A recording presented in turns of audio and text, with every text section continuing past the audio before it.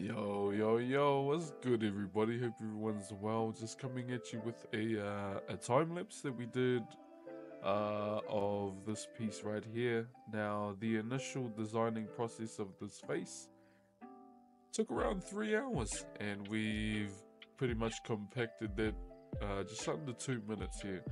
So what you can see me doing right here is the first design I ever learned. Now, if you've watched some of the streams or you've seen some of the videos, this is hands down one of my favorite designs to do. Now this is called raperape, R-A-P-E, R-A-P-E. Now do not get it twisted. The Maori language is well different to the English language.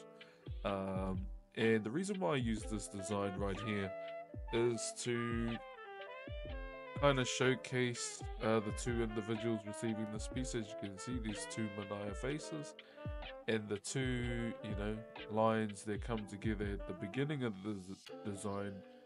I wanted it to kind of represent that unity between them, and hence the reason why we ended up using raperape. Yeah, I'll always love doing this design. I'll never get sick of it. It has a lot of meaning to me, being the first design I ever learned from my uncle, and we'll probably continue to do it as we move on in life too. So I hope you all enjoyed this time lapse right here.